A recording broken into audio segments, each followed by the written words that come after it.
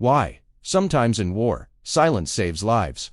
But in World War I, one rookie soldier broke that silence.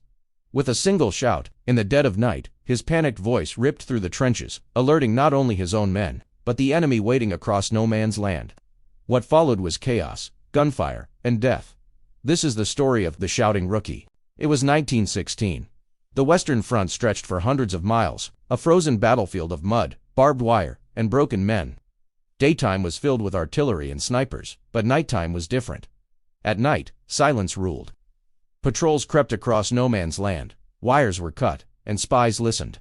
Soldiers whispered, moved slowly, and prayed not to be noticed. One sound out of place could mean death. And in the darkness of the trenches, silence was a weapon as powerful as any rifle.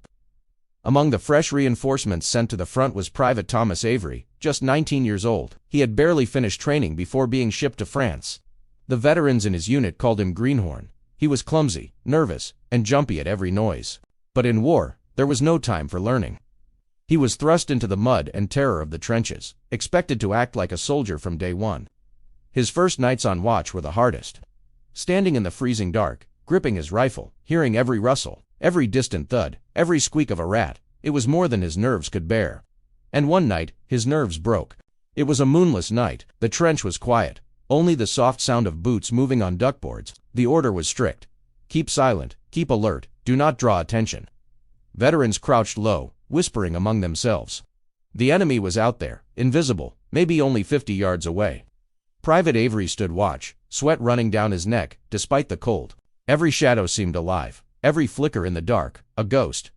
He tightened his grip on his rifle until his hands ached. Then, he saw movement. At the edge of no man's land, in the gloom, something shifted. Avery's heart pounded. Was it the enemy? Were Germans sneaking forward to cut the wire? He thought of the stories he'd heard, of silent raiding parties crawling through the mud with knives and grenades, slaughtering men in their sleep.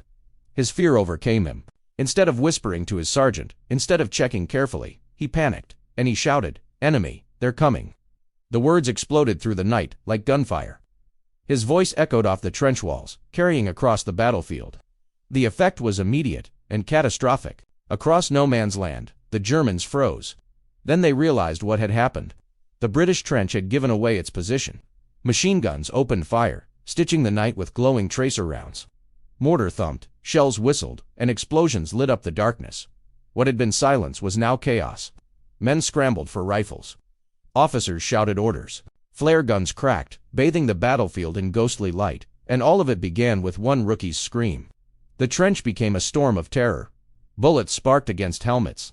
Dirt sprayed as shells slammed into the earth. Veteran soldiers cursed as they fired blindly into the night. Medics dragged the wounded to dugouts, but even the dugouts weren't safe. The Germans had the range now, and artillery thundered. Private Avery crouched, frozen with horror. His sergeant grabbed him, shouting over the noise. "Shut your mouth, you bloody fool. You've killed us all," but it was too late. The Germans, alerted by his panic, weren't going to stop.